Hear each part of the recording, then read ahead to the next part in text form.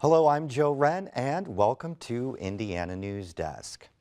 Same-sex marriage is legal in Indiana. In a surprise move this week, the U.S. Supreme Court declined to hear cases from several states, including Indiana, challenging same-sex marriage bans. That meant the ruling from the 7th Circuit Court of Appeals striking down Indiana's marriage law was left intact, and same-sex couples could start getting married. I think today's day just says, yes, this is over. Hoosiers are equal across the board. But unlike the rush to the courthouse we saw in June, clerks' offices around the state were mostly quiet on Monday, with only a few couples coming in to get marriage licenses. No marriages were being performed. In June, of course, we had 3 days of a very, very busy situation here because there was great demand and there was uncertainty. Because at that point, of course, Judge Young had ruled, which was the district court, but we were pending a decision in the 7th Circuit. And so there was going to be a stay issued, everyone believed, and so there was a sense of significant urgency. You know, come in, get your license, but also make sure you get your ceremony, because you don't want to be caught, you know, in between the time of the stay. Well, there's no similar urgency right now. Instead, couples are waiting, planning out their marriage, making sure friends and family can attend. Caterers are booked and dresses and tuxedos are purchased. It's these normalcies that same-sex couples say they've been fighting for. But even though the legal issue appears to be settled, Hoosiers still hold very different opinions when it comes to same-sex marriage.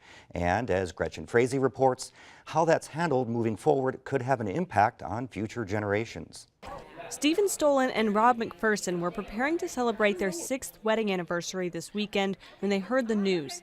Indiana would be required to recognize their marriage, which was already recognized in California. It's almost like we're getting married again and again today, and I guess maybe that's what that must be like, that, you know, it was like another wedding day for us, and that's pretty exciting.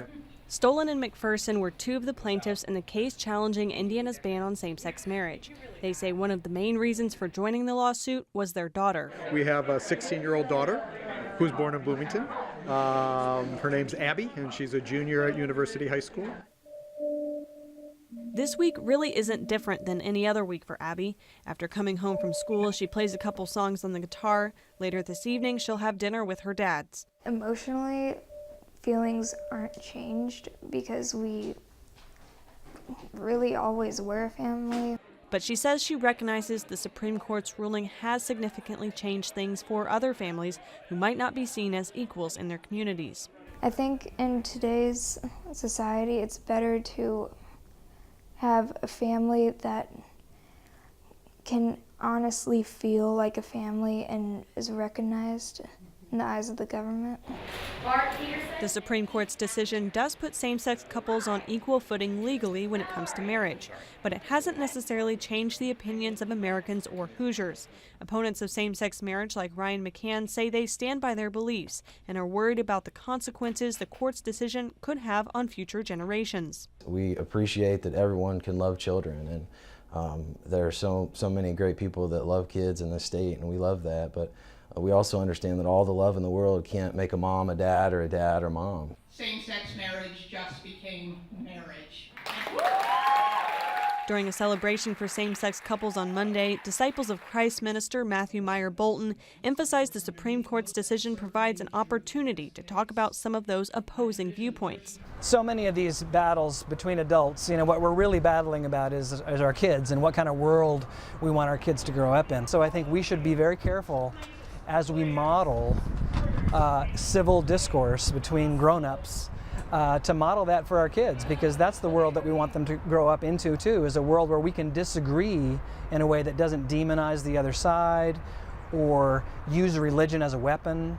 McCann says that could be difficult because the legal battle likely isn't over. In other states where same-sex marriage is legal, couples, for example, are suing Christian business owners who do not believe they should provide services for same-sex weddings.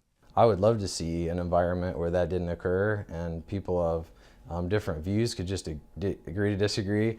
I think on our side of the aisle, we've tried to do that for 10 years now, and unfortunately, those who want to push the agenda that they have continued to push to overturn our state laws and are now are pushing for folks, like I said, small businesses, a lot of different areas, to accept their viewpoint or go to court. Legal experts say those kinds of court cases aren't likely to go far in Indiana, though, because there isn't a federal or state law prohibiting discrimination based on sexual orientation.